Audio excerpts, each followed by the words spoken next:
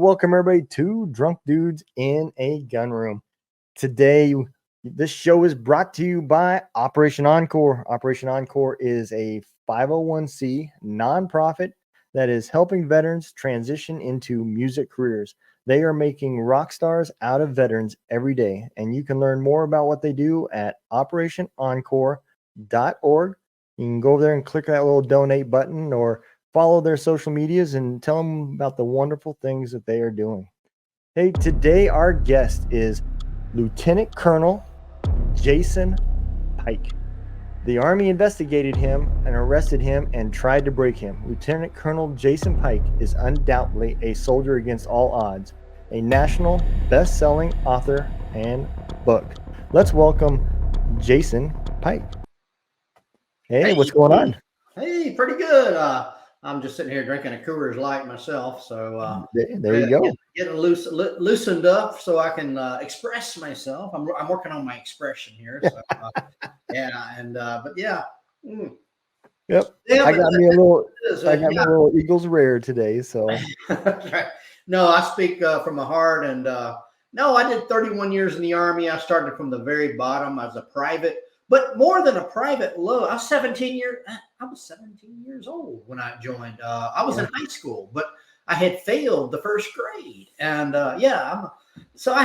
there's so many odds. A Soldier Against All Odds is one book I got, and reading and writing are my worst subjects. And then I got another book, which is the Veterans Benefits Process.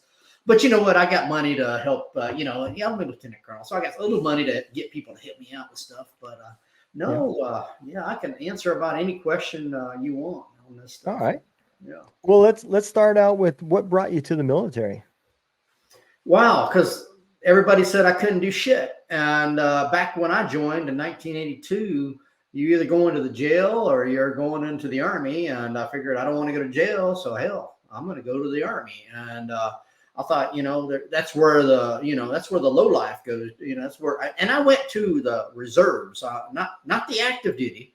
This is NG, National Guard. They used to call that the nasty girls. So I don't know how in the hell I passed the entrance test. I really don't know how I did that because I failed so many times on the SAT scores and all the entrance exams to the colleges. I was just totally low. Any of your viewers out there, I guarantee you can do much better than me on any standardized test. I guarantee you that. So I think they just passed me in. Now, I had a lot of physical problems. I was only about 150 pounds and about 5'8", and I had osteomyelitis from the past, which is a bone disease. I lied to the Army. I told them, hell, I have no problems physically, and I did, but they just let me in anyway. And so I kind of just squeaked my way into a lower form of the reserves. And then from there, eventually I went on to active duty. But the reason I got on to active duty, the reason I went to the military is basically, a paycheck, maybe some benefits, maybe I go to school, maybe I can shoot some weapons or whatever. But hell, there was not a whole lot of expectations out of me when I joined. Yeah, that's real similar to why I came in. I came in 94, and I had a wife and taking care of family members and benefits, and I couldn't afford college, so that was a way to get some college money. And so, I came in for real similar reasons. But what MOS did you come in on? 13 Bravo, Field Artillery. So, I was they call it a cannon cocker back then. And I went to Fort Sill, Oklahoma in I went to 83. I joined in 82. I was still in high school. And in 83, I was between a junior and a senior in high school. Because I had failed the first grade and I was a year behind, and I went there and I was the lowest of the low of the privates, meaning I was not adapting. I could not understand, go here, go there, I could not adapt to the military that well. And the story I'm going to tell you apparently does not happen, but it did to me. I guarantee you. I wrote my drill sergeant a letter and told him about this book, but he sent me to the Criminal Correctional Facility. This is a facility for processing criminals out of the mill. And I was not a criminal. It was a motivational technique where you go to a different level of hell to try to get your shit together. And that's where I went to for only 4 hours, and it worked pretty well. It was like a scared straight program. Yep. And it was a way, I was with criminals that were doing, hard time. But it was sort of like, this is where they wanted to scare you. Like, you're not doing what you're supposed to do. So we're going to send you to my uniform wasn't tied on correctly. My load bearing equipment wasn't on, my helmet with my chin strap. Maybe I didn't shave. I just wasn't adjusting well. And so I'm going to send your ass here. If you don't adjust there, then we'll kick you out. And you're kind of on that. And I got my stuff together pretty well after that, because I was so damn scared. But that story doesn't occur. And so I got my drill sergeant hat right behind me. I'm still scared of my drill sergeant. I really am, even though it's been 40 years ago. And I told him I was scared of him. So he made sergeant major. He could have been sergeant major of the Army, but he made a really high ranking of the sergeant major, like at the 3-star level. But no, that's my story. That's where my transformation started to occur after I went through a different level of hell. That the basic, I know all these soldiers say, my basic training wasn't shit. And mine was like that Full Metal Jacket. It was definitely exactly like that. Even though that was the Marines and I was in the Army, it was the barracks setup. It was, it was the name calling, the fuck this, fuck out. Yeah. It was exactly that, and that's what it was. And it was really that was hard. It was hard for me. Yeah. Yeah. No, I get that. And it's funny when you said they called it cannon cockers, because I remember I had a first sergeant, and that was his favorite thing, to make us do what he called cannon cockers. And I always hated it, because you would jump down, do one push up, stand up, go to attention, and say, well, one cannon cocker goes boom, first sergeant. And then you get down, do 2 push ups, get up, 2 cannon cockers go boom, boom, first sergeant. Oh, I hated it, man. Yeah, I was in that Army where they said, well, you call a gun, you call that a weapon. He said, this is my weapon, this is my gun. This is for fighting, and this is for fun. And I had to see someone do that. And he did it for about 15 minutes in front of the formation. And that was real. And this was before 1983. So doing that stuff. And so, but yeah, that's, they did that. Humiliation of race, creed, religion. Even if you get a letter from a girlfriend, you're doing push-ups. Everything was like, you're going to get you on everything that happens. Anything they can see. And, but that was my baptism. Really, it was in 1983, and field artillery, Fort Sill, Oklahoma. Yeah. Yeah. I'm not too far from Sill right now. I'm over here by Leonardwood. So. Oh gosh, they call that Lost in the Woods. Yeah. I'm over here in Rolla, Missouri. So yeah, not too far from it. I'm down near San Antonio, Texas right now. So. Okay, you all enjoying the nice weather there by I-10? It's really nice right now, and they said we're going to get into the 20s on Sunday and Monday and Tuesday, which is really, everybody's going crazy buying shit because it's not even going to snow. And so everybody's going to freak out there. Yeah. Yep. Well, the memes will start real soon that says, "Dear North, if you don't mind, could you come down here and get your weather? It's drunk in my yard."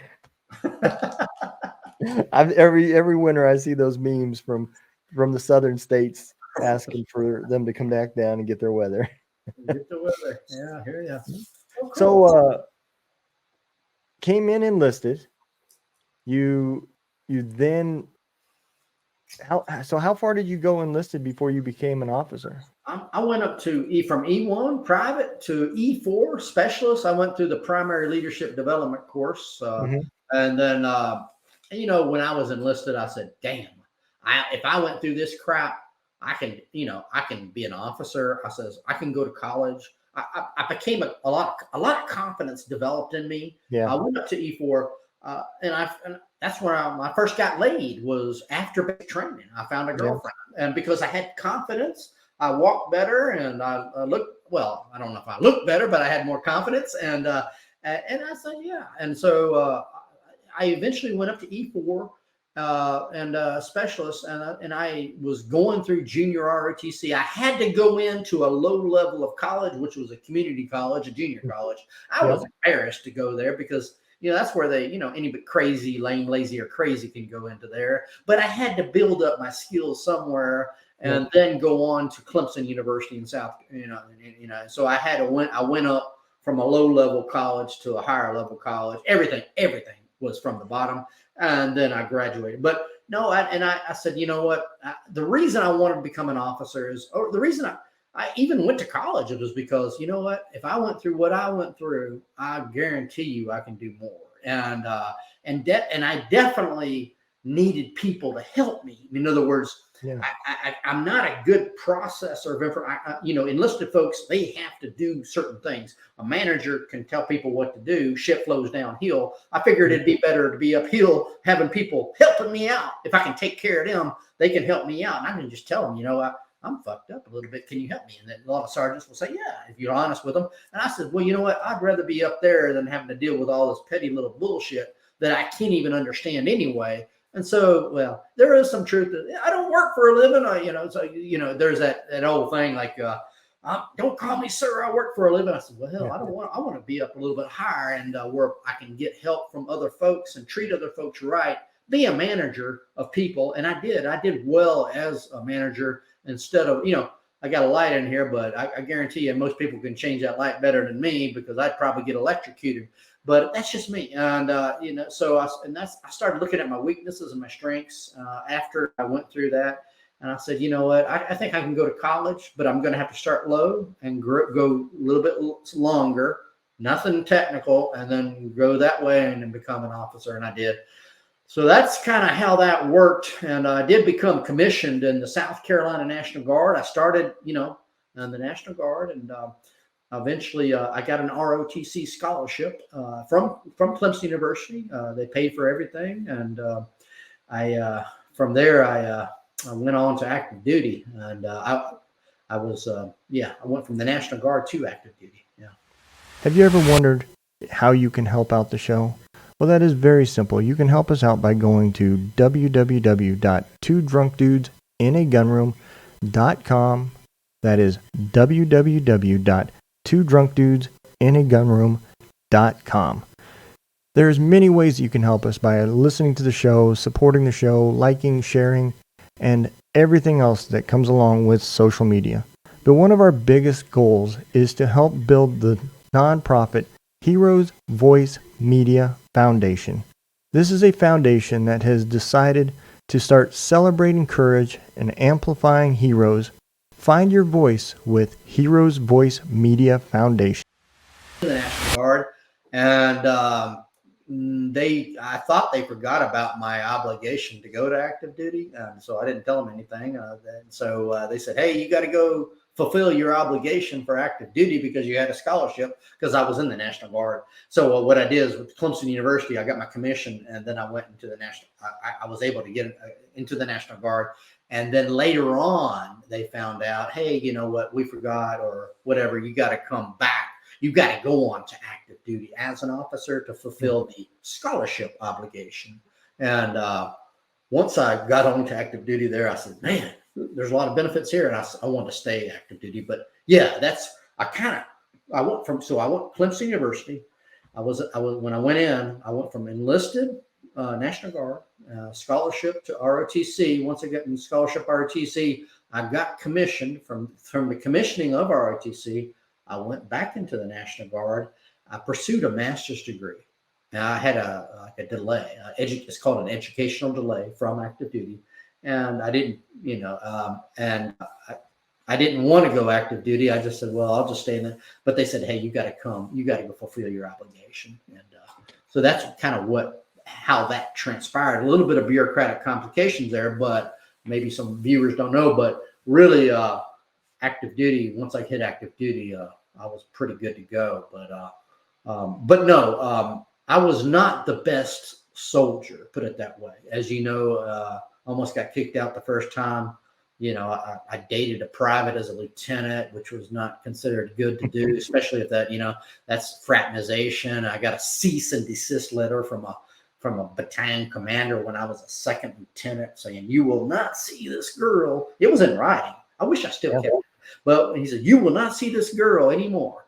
And back then, women in the military were very rare in the early 1990, I think it was. Especially good-looking women were very rare. So, and she was very good-looking, and so maybe that was a problem. If she was bad-looking, I may have not got. If she was a bad-looking girl, I may not have got that letter. But no, she was a good-looking girl, and she says, "You will not see her again. We've seen you." And so I think, well, I'm single, she's single. This was my argument as the second lieutenant to the battalion commander. I'm single, she's single. And we're just reserve soldiers. We're weekend warriors. What does it really matter? He says, "Well, I'm the damn commander, and I don't give a damn about your regulation of fraternization." It's like, you do what the hell I say. I said, "Okay, yes, sir." And so he says, "Do you understand?" He wrote it down. He typed it down. It was a cease and desist of the relationship. Yep. We were on a 2-week.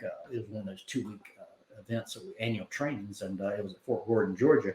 And he says, "Do you understand?" I said, "I signed it." And I knew at that time my evaluation would be hosed. That was documentation to, pretty much execute me on the evaluation. Yeah. And I was executed on the evaluation, but I did see the private done. And I looked at that thing. I said, "Fuck this shit." I tore it up. Well, once I left, I said, I continued to see the girl. What that taught me to do was to do things in private. Instead of, I was like, when I was doing it, I ain't saying with her. I didn't think anything was wrong. And then once she said it was wrong, I said, "Well, I'm going to hide it then." So I'll just learn to hide it. And but no, I was hosed on that evaluation. It was wrong for me to do that in hindsight. I was cocky. I felt, hey, people said I can't go to college. I did. People say I can't be an officer. I did. And I say, well, I was feeling really like, I can do anything. And so, and that was that. And, it was weird because once I got the cease and desist letter and once my evaluation was completely hosed, I was done. I mean, pretty much my opportunity for advancement was gone in the military, in the National Guard after that evaluation. And my reputation, word spread around that this guy is a rogue. I was a rogue character. And, but then the Clemson says, "Do you want to go active?" Well, they didn't say it. The Army says, "You got to come fulfill your obligation." I said, "Hell yeah." I got fired. I was like, "Well, I got fired." And I said, "Well, hell yeah, I'll go." And so how events occur in life, there's ups and downs in life. And that was a downtime. And then, oh, well, here I am. I'm going to go to active duty. I got another job. And I get away from all that stuff that I had made a bad reputation out of myself. And there's other bad reputations I occurred through the military, but I went on. I kept on going up and up and up, and it was a roller coaster ride. And I went on to active duty. They gave me the 10th Special Forces Group at Fort Devens. Well, now it's at Fort Carson, but that was in Fort Devens, and I became a chemical officer. I was a chemical officer, and the 3rd Special Forces Group, coming from the National Guard, as a lieutenant, going straight into Special Forces, an airborne unit, was really honorable. That was like a night and day existence. And I really was very, very thankful. I had a lot of problems in my 20s, like during that time with I had law enforcement events. I had girlfriend problems. I had all kinds of situations. And I think what I'm trying to teach is just like, just keep going. I mean, you might have this reckless behavior, which I have had. You may have all these events that occur to you, but just do the best you can in life circumstances and don't give up any hope in life. Just keep going forward. And, I was done. I mean, I still got a reputation back there, but I'm proud of my reputation now. Back then I was ashamed of it. And now I'm a lieutenant colonel now, but I can look back and be proud. Not that we all live and learn. I mean, that's just the way life is. And so there's just so many stories. It's just unreal. Yeah. So, man, that is interesting. So you became a chemical officer, sent to, you said, was it 5th Group you said? For 10th group. It was at 10th group was at well, right now it's in Fort Carson, Colorado, but at the time there was a 3rd Battalion of the 10th group at Fort Devens, Massachusetts. Yeah. So Wow. I went there in 1993. Yeah, I only stayed there for 1 year. There was so, and I loved it. I really enjoyed Special Forces. I was a support guy, Red Beret, not Green Beret. I got to quantify that. I had airborne training I jumped out of airplanes. I was better at jumping out of airplanes than I was going to college, but so I was stupid enough to jump out of an airplane. I would do that any day. But yeah, but you know what? Fort Devens, I mean, I went up there and I really enjoyed the rogueness, the equipment they give you, and people were just like they come to training with hands in their pockets, with dogs, with a coffee cup. It was just so relaxed, and we would do hardcore training, but it was more relaxed. It wasn't that regimented left, right, left, blah, blah, blah, blah. And there wasn't a lot of the bullshit that you have in the Army. And it's a big boy program. Yeah, I love that. I think everybody liked it. Even cooks and supply sergeants liked it. Everybody liked it. And but I knew that I felt that I could not go into the Special Forces because of so much training and things. I knew I've always wanted to be in the medical services of the military, where in the medical service corps, the sciences. I enjoyed sciences. I understand those things. But when I was in ROTC, they told me, you can't go into the medical services of the military because you're not a doctor. But I found out that's not true. You don't have to be a doctor. There's so many specialties in the Army Medical Department. Dietitians, preventive medicine people, there's just so many things that are out there and little special. But see, the ROTC people, they don't know everything. They don't know everything, just like So I lived and learned. I went up there and I found somebody in the environmental sciences and the public health that was in the group, the 10th Special Forces group staff. Another lieutenant. He says, you can do this and this and this in the medical service corps. I said, shit, I'm going to get out of the chemical corps and transfer over to the medical services corps. And that's what I did. I really hated to leave Special Forces. I didn't want to stay in chemical corps. And I knew if I needed to cut if I'm good, and they told me you can't branch transfer. Be careful what people tell you can't do. But I did it because you cost too damn much money. You're an officer. But that was the conventional wisdom at the time. But I went ahead and I said, I'm going to give it a try. And I did. And it worked. 2 inches of paperwork of justification, but it did work. And no, I loved it. I loved a Special Forces group. It was probably my best assignment. And the reason I didn't stay there is because I knew eventually I was going to be sucked up into that conventional chemical world, which would be really, really bad. And I wanted to get my paperwork straight while, I wanted to get my paperwork straight while people say, hey man, they'll sign any damn 10th Special Forces group. They don't give a shit. Like they'll sign anything for you. Oh man. So I wanted to get that. I wanted to knock that out while I was there, but I loved it. I felt, jumping out of airplanes and working with those professionals of the Green Berets were just a wonderful experience. But I knew that when I hit active duty, I knew 20 years, man. I said, God, 20 years, you get a paycheck. I said, whoa, man. It's like, if I can say, but if I'm going to do 20 years, I better do it in something a little bit easier than Special Forces because you're going to get broken up. These guys were broken up a lot. And I said, well, when they get in their 30s, and I said, I got to put in my 20. But I wanted to get in something I was interested in, something that sciences and things I could, public health, prevention of diseases, something I could understand those things, and not in chemical, not in anything like artillery or infantry. So yeah. No, I get that. So where did they send you when you became in the medical field? I went to become an executive officer in Daegu, South Korea, Camp Walker. That was in 1994. It was under the 168 Medical Battalion. And so I went there. It was my first real long overseas assignment was in South Korea, Daegu, South Korea, Camp Walker. I loved it. Man, I love Korean food is the best food that I still eat it today. And Yeah, and the Asian women. I love Asian women, and married a Vietnamese woman, and there's just so many things that changed once I hit overseas. I think, Oh wow. yeah. And I was still kind of a bad soldier in a way, even though I was a lieutenant. And I went AWOL. I went down to the Philippines to visit Filipino women and things of that nature. I almost got brought up on charges of AWOL as a first. Well, I was a first. Yeah, I was a first lieutenant at that time, and I was just dating girls and going out and drinking and whatever. And it was I was different. I'd come from the enlisted combat arms ranks. Now I'm in this, I'm scratching myself, barting and felching, I was belching and farting. And there's females now, this is 1994, but I'm in the medical services and there's females around me and I'm still acting like a guy. And, and I came from field artillery. I came from 10th Special Forces Group. So I got a good chapter in my book. One called Farting. I was written up on belching, farting, and scratching. I got a chapter on that.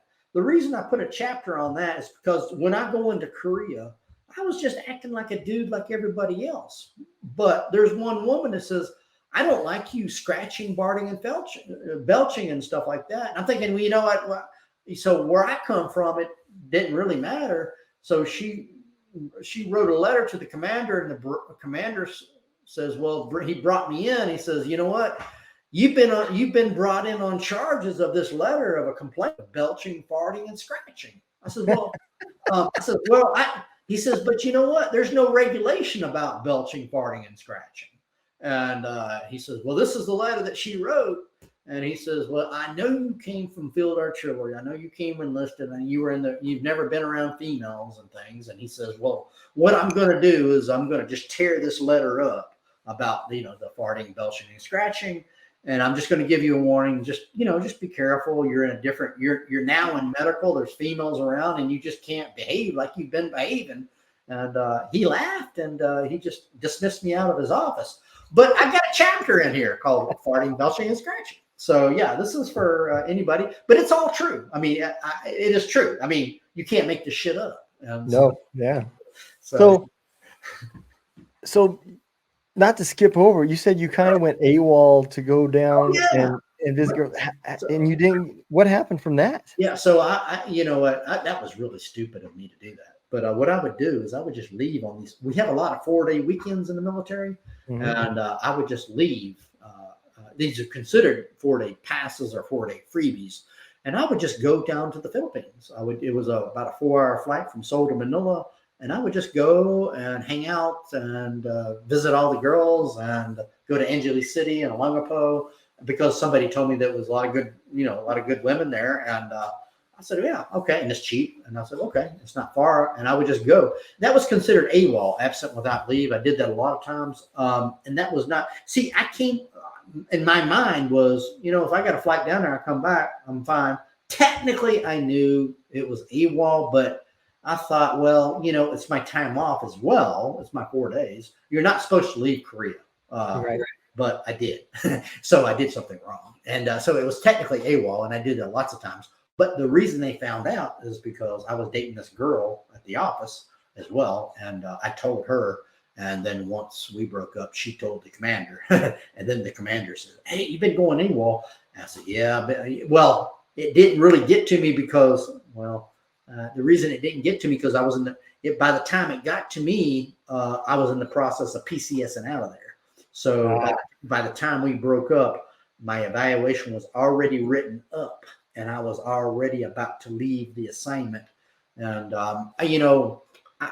I was wrong when I look back in hindsight. And I know that, there's some things, you do things stupid and you think back later, I shouldn't have done that. I know I pissed him off, and but I wrote it up. So my sins are my sins. I put my sins in here, and I put in my memoir. I put what I felt that I did. This is what I did. But I look back.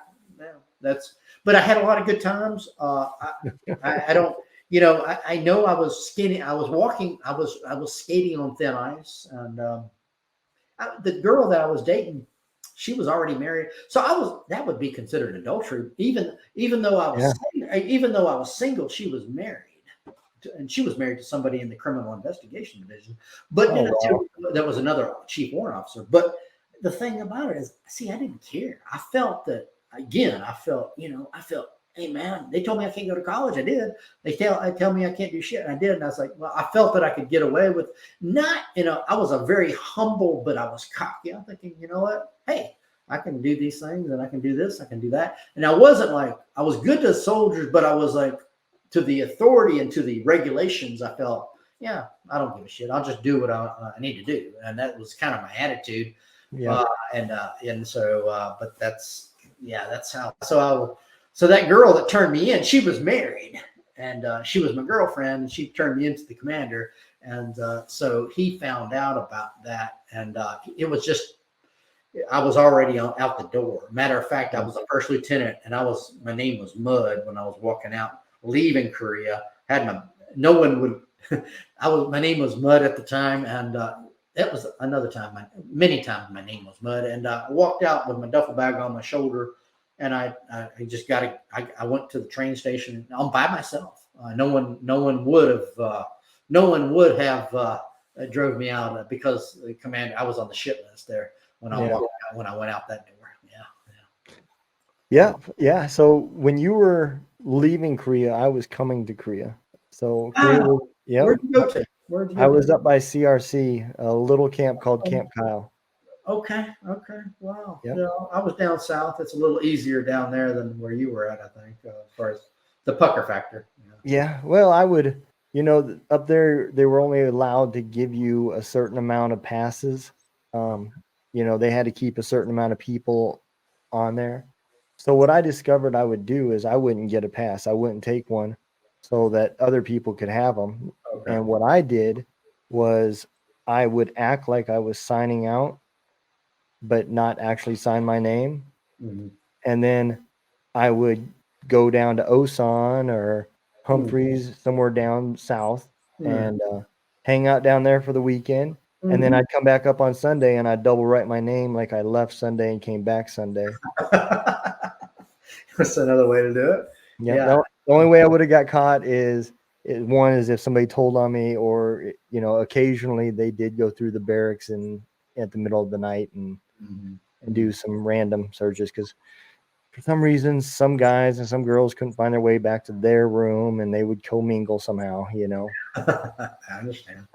Yeah, I was a little different. I left the entire peninsula. I don't think I would have had the balls to do that. So yeah, that was I look back on some of these things, especially dating a married woman. I did adultery. That would be technically adultery, and I didn't know he was with it. Yeah, so I come out with a whole lot of things with the book, and it's audio book as well as written book. So I come out and I just tell you these things, and really, when I look back, when I was writing the book, and I'm thinking, God Almighty, how in the hell? So that's the soldier against all odds. Is like I just went. There was so many things that things defied, whether it be a college education, getting kicked out, or just things. And so, but these are. I mean, I look back now, and that's the way it was. And I sort of now I'm over the God, I was a dumb ass. But now I'm like, okay, that's just, I feel like that's the way it was, and I'm accepting it. So you went to, where did you go from Korea? South Korea. I went to go to my medical training at Fort Sam Houston, Texas. I see more trouble coming. Fort Sam, and I got a whole year of training at Fort Sam. This is training TRADOC, training and doctrine, and so we went to the Army Advanced Course and all these various medical specialty courses there, and I got in big trouble. This is big trouble. This is where I seen it coming too. As soon as you said Fort Sam, I said, "Oh, this is where it starts." Yeah. So, I love going to training. I felt like I'm an enlisted guy from the Combat Arms, from the National Guard, from the Nasty Girls. I'm walking into all this advanced training, and I'm like, "Wow, this is pretty cool." And I'm here, and we got girls tier 2 and things, and we got a lot of time to go off post and whatever. And, I did everything like every soldier does. And I did pass my courses, but so there's so what the big one out of this story is I got a DUI, drinking and driving under the influence, and I got caught, and I got a GOMAR. A GOMAR is a General Officer Memorandum of Reprimand. Conventional. I mean, this is a letter from a general saying you are done. You are done. And it. From our training, it's a go, and it went on this was bad. I mean, so I went down here. So I was brought into the battalion commander's office. I was a captain at the time. I had recently got promoted, and I was a captain. Went into the battalion commander's office, and it was all legal. Everything was written out. Stand attention. Do you know that you've been driving and drinking? Blah, blah, blah, blah, blah. He was just reading a letter saying you're screwed. You're done. That means a GOMAR means you have your reputation to the military. You have dishonored the military. You better figure out what you're going to do in the civilian world because your career is over. You are done. You are done. And I knew that. I knew. Well, when I got locked up, I got cuffed and stuffed. So the situation was I do admit I was drinking and driving, but the details of it was. I was in a restaurant. This was weird. I was standing in line at the Taco Cabana in San Antonio, and I saw a police officer out there waving me in from the restaurant. And I ran out. I thought there was an emergency and he needed help. And he ran out. And apparently he says, "Have you been drinking and driving?" I said, "Yeah," which was like a dumbass. Like, "Yeah, I've been drinking. Is that your car over there?" I said, "Yeah," like a dumbass. It's like, because I thought he needed help, and he's asking me these details of things that, I'm not driving, and I'm in a restaurant, and why are you asking me these questions? I just answered the questions, and I thought he needed help, and he said, "Well, let's do a sobriety test on you," and and he did the sobriety test on me, and so I don't know the situation. I don't know if he was following me. I don't know if he was already in the parking lot. I don't know all the details. But yes, I told him the truth. I was drinking and driving. Locked me up, cuffed me, stuffed me in the police car, sent me downtown. And the MPs had to get me. I blew hot on about 0.11, right above the legal limit. That was a GOMAR. That was done. I knew I was done. I said, "Yep, this is it." I said, "I'm done. I'm going to go back to the nasty girls. I mean, the National Guard." That's what I thought. I thought I was just going to be kicked out. And hey, I made it to a captain. I'm a positive thinker, from an E1 to a captain. So that was it. But I said, "Well, I talked to a sergeant, and the sergeant says, it happened to him one time, and there's a regulation of appeals. It's going to take a long time." And if I didn't talk to that one sergeant, I would have just accepted, but if there's an appeal process, I'll just give you the regulation. You have to work it out. Well, okay, I'll give it a try. And it took 2 years. Took 2 years to appeal it. I went through like another 2 inches of paperwork or so to justify that I'm good to the Army, that I have done my duty, I have paid the price for the arrest. It went through back and forth, motion after motion, in and out of the court. I had to go through civilian court, and then so I had to go through 2 processes of getting off the civilian record and then really getting off the military record. Well, it really didn't get off the military. It went into the restricted file, right. But I had to work through 2 different battles with a lawyer over a period of time. And so it was hard. It was hard. Yeah. It was hard time. I didn't think I was going to succeed at all. I mean, this is, it was a general officer. But apparently they appealed it. They a long, painful process. I paid it, and they said, "Well, we're going to put it into your restricted file," and it went into my restricted file from the performance file. It was firstly in the performance file, and then it went into the restricted file, and again it goes back. How in the hell? It's like one of those things. How the hell you get to college? How in the hell did you get out of the basic? How in the hell did you get out of this? It was one damn thing after the other, and it did. That was a second time that I came to Jesus. Like, first time come to Jesus was, CCF. That was just because of my unadaptability to the Army. And then the behavior was the drinking and the driving. That was more like my cockiness. Like I can do everything. And then I'm not above the law. Now I got run down like, oh shit, I'm a captain.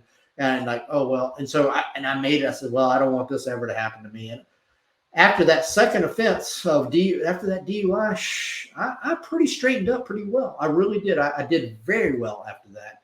I didn't take anything for granted. I was not cocky anymore like I was.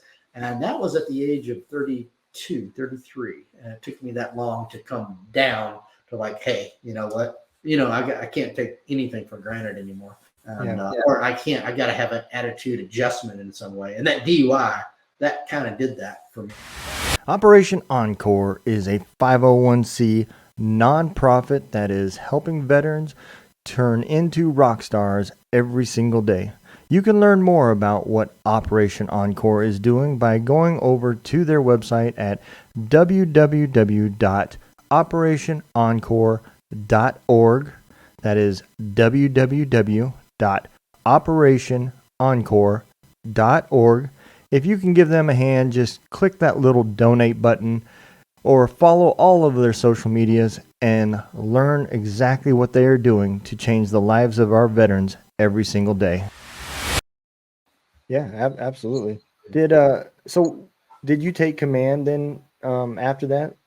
Yeah, I took command. Eventually, I got another master's degree. I went to but I eventually got a command in fifth at the in Yongsan, South Korea, fifth medical detachment. I did really well at command. Or I don't know. There was just something about commanding of troops, taking care of people. I could relate with soldiers really well, and if I'm in training or if I'm in staff or things of that nature, but with command, I did really well. Now the politics of command really disturbed me a lot. I just didn't understand what the games were being played at that level. I just said, well, if I'm a commander, I just got to take care of my troops. That's it. But there are also games in the political level of commandship and above that are going on, and I don't know what's going on here, dude. But I did well, I did 2 commands in my entire career, and I felt that those were the best. If any time I was in charge of people that could take care of me, even if I was a platoon leader, even in the South Carolina National Guard, I did well then too. But if I had direct influence of people, like I am the leader and I'm going to take care of you, here's my first sergeant here, I did well. When I got into staff and these ambiguous and training situations where my brain got crazy with stuff and other things, and it was hard for me. But no, I did well. I did 2 years in Yongsan's garrison, Seoul. I did there and did really well. I mean, matter of fact, yeah, I did very, very well. I went off post and I adapted well to civilian communities and did lots of different things in that command. And so, yeah, that's where that was. Was that as a captain or had you gotten promoted? I had gotten promoted to a major. Yeah, I got promoted to a major. I went through that DUI, got redeemed. These things I never said to my comrades. And I think a lot of them knew some things, but I never told anybody much of anything about all these little situations I was in, because it's political and everybody talks and everybody's trying to get a game up. I learned that early in the officership, that everybody's trying to get a game, and I said, you just don't say shit. You just keep your life professional. You might have 1 or 2 friends, but most of them, you just don't want to say you don't say your dirty laundry. Since I'm retired, I can say my dirty laundry and try to teach other people these things. But at the time, there's no way I would say some of these things, because that means that they can. And I'd like to get promoted too, and I want to have a successful career. I want to get my 20 years, and but yeah, so I had gotten promoted to major and did 2 years in Yongsan again. That was right after 9/11. Yeah, right after 9/11. Mm-hmm. Yeah, a lot of my listeners may not understand, but it's y'all's rankings are nothing like what the ratings for NCOs. NCOs, everybody can be a number 1.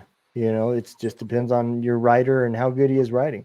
Right. The battalion commander, when he's rating his officers, there's only one number one. Mhm. And all it would have took was for him to know your history. And he's going to hold that against you. And it's going to be in his mind, well, how am I going to rate this guy above this guy? Well, he did this.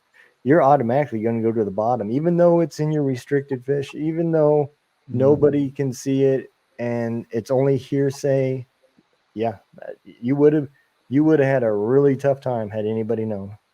Yes, and I knew that. I knew that not to say anything. And even when I wrote this book, me and my wife were discussing should I come out with it. I said, you know what? I'm not in the army anymore. It doesn't matter. And technically it's not on my civilian record. So we kept things such a secret for such a long time. Yeah. I mean, I'm a learning disabled. It's on paper that I can't process things. I failed the first grade, and I didn't want to say that to anybody. Because again, life's competitive and they can game shit on that. So these things in the military, when you're moving up that ladder, you got to be strong, and you got to understand that other people will try to pump you down if you don't, even I know that on the streets that way, but even in professional life, people Yeah. will do that. That's just life. And you just got to understand you got to keep your information to yourself or to your close old friends, and not spill it out. But I'm spilling it out now since I have nothing to prove, and that I feel that I could help other people. Yeah. Yeah, absolutely. So it says that um when did the book come then? When you was that after that, so after the military, what made you decide to write it? What was the Oh, purpose? the purpose of the book was just to give inspiration and hope.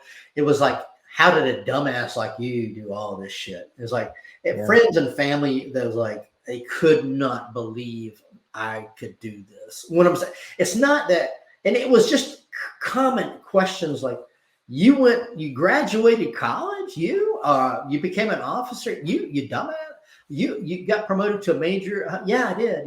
So it was just one, like, and I understand that, and I'm not trying to like throw shit at them, but I'm trying to say, yes, it's true. It surprised me myself. But I felt that even graduating, I felt that I had, some inspiration and hope, even long before way before I retired. I felt Yeah. that there was something there as a book. And especially as events unfolded, I felt that there was definitely a book. And so it was wearing on my mind for a period of time. And Right.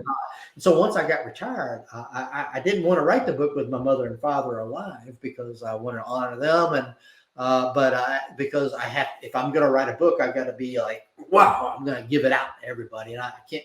My mother and father, I didn't.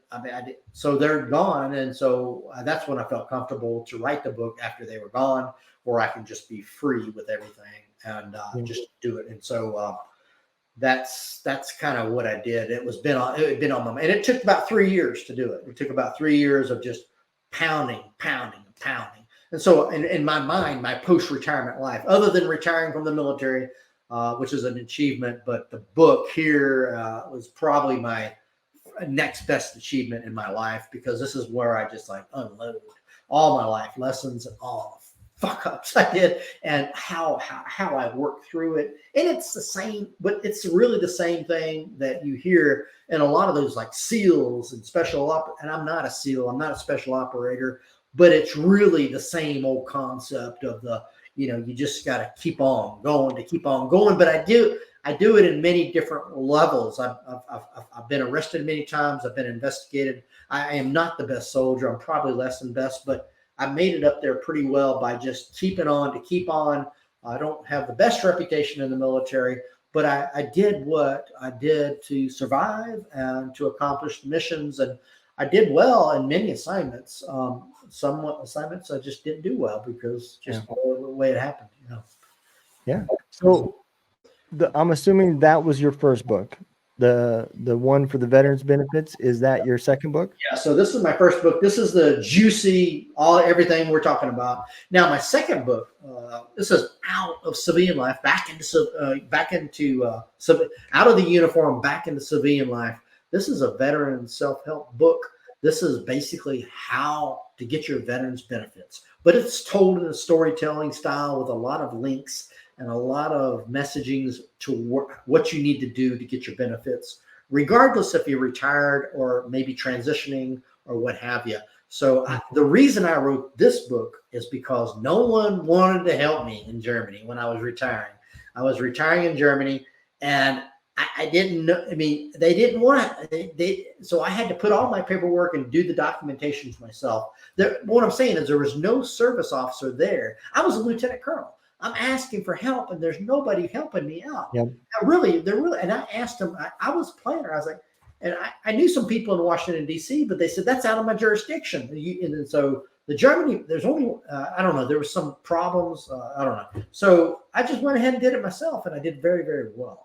And I learned a lot, and it took me a long time to do it. And I said, this might be something. I knew this stuff very well, and so. And I learned a lot that it's just not for, like a lot of people say, whoa, I'm not a combat veteran. I don't deserve it. I worked in the chair force. I don't deserve it because I was in the Air Force chair force. Or maybe you know what, the thing about it is if you served it, you deserve it. I don't give a crap about your excuse, and just put your information in there and go for something. And it's not gaming it. It's not like, it's putting it in there for the future, because in the future you may need something from them you don't know about. It's a huge bureaucracy, and I'm trying to tell them, encourage them, this is what it is. It's more than just you're getting your, somebody's, you know what, they deserve it more than me because I didn't. It doesn't matter. I'm saving the government money because I'm not. You ain't saving shit. So I'm saying, I just say what I'm trying to say is go ahead, put your application in there and work with the process. But because there's so much out there that you don't understand. Yeah. You are absolutely right. I didn't file mine until 3 years after I retired, and that was my own stupidity, and part of it was PTSD and my temper and my pride and about any other sin that you could probably think of. Where were you at in Germany? I was in Germany as well. I was in Landstuhl, Germany. Yeah, Landstuhl. I wasn't far from you. My daughter was born in Landstuhl, and I was stationed in Baumholder. That's not far. That's far. Nope. Yeah.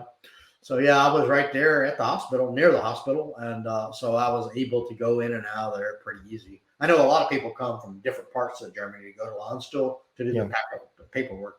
So it was when I left. It was 2014, but there was only one service officer.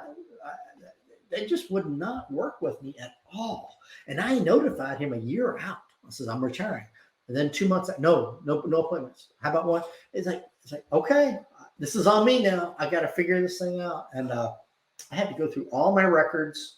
I had to go, and I didn't want to do this. I really hated it. I mean, I'm an officer. I'm lazy. I want to give it to somebody else. Hell, let them fucking do it. So, okay, but I couldn't do that. I had to figure this thing out myself to get because it's going to be my benefits and it's going to be another paycheck.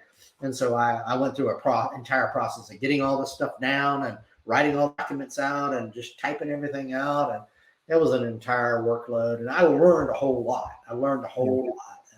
And so I was, it's like one of those things, you go through a little bit of hell, but you learn a little bit. Now I can teach them other folks. Yeah, absolutely. And I'm gonna tell you, the VA, everybody needs to be writing books about that, because man, that is a very secret society, and they keep the keys very tight. Yeah. And everything comes down. The word choice you use could be the difference between 10% and 30%. Exactly. It really could. Yeah, I mean, it's not high blood pressure; it's hypertension. And how many times do you get up to pee at night? It's 2-3 times. So I'm looking at these details of the regulation, saying this or that, and yes, exactly. So, there's like, if you've got cream, and once you get into the VA system, then there's all these other benefits that you may not know about. Whereas you can get paid mileage to go to your appointments. They pay you federal mileage. If you've got creams or any braces that are on your body and they interfere with your civilian uniform, you can get uniform allowances. And you don't know it, but they'll pay you to go on vacation because they believe that therapy is outdoor recreation. It could be skiing. It could be going to San Diego for summer sports clinics. It could be if you're in guitar or you like to artist. There's creative lessons. So they want you to get out there. There's these. That's called a recreational therapist that will give you the opportunities to go out within nonprofits or within the VA system for outdoor therapy, and they'll pay you to go away from your town to do things. But what I'm saying is just like, again, there is just so much out there. It's mind-boggling. Yeah. And it's more than just a paycheck. It's more than, I mean, honestly, if I've got TRICARE and I got VA, if I were to get healthcare, I would go TRICARE. I would not go VA. Now with VA, I'll take all of their equipment. If I had to have hearing aids, if I had to have braces, if I had to have anything like equipment, maybe even medical. But I don't have a whole lot of trust in the VA medical doctors, but I have a whole lot of trust in their equipment. But that's just, but there might be a good VA doctor out there, but I've heard a whole lot of horror stories. I'll take the VA's money in a heartbeat, and I'll take their benefits and all the other things. But what I'm saying is there's just so much out there that I just say, go ahead and apply for it. A lot of people don't even have any type of health care. And that might be the one thing they need. Yeah.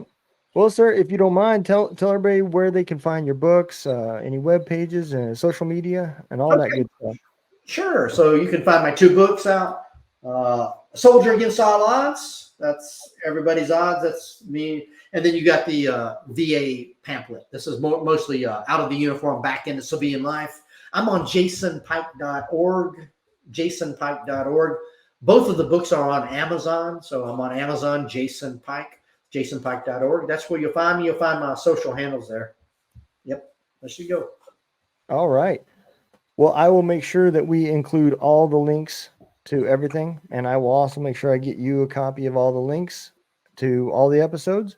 And we'll make the world know about it, especially the VA one, because there's a unfortunately, I also think this too. I think there's a lot of people that have a lot of questions, and then you have a lot of the veterans that are just like, you know what, this is just too much work to figure it out, and they give up.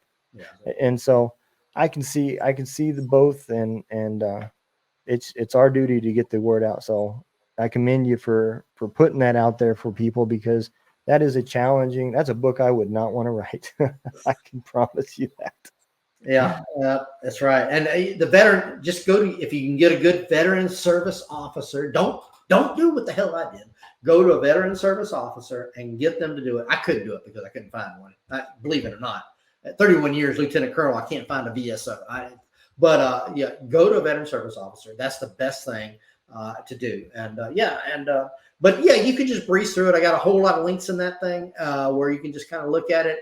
Might change your mind. Hopefully it does change your mind or your friends or your family members' mind to go ahead and get their benefits. Regardless, I don't care if you're not saving shit. You ain't saving nobody nothing.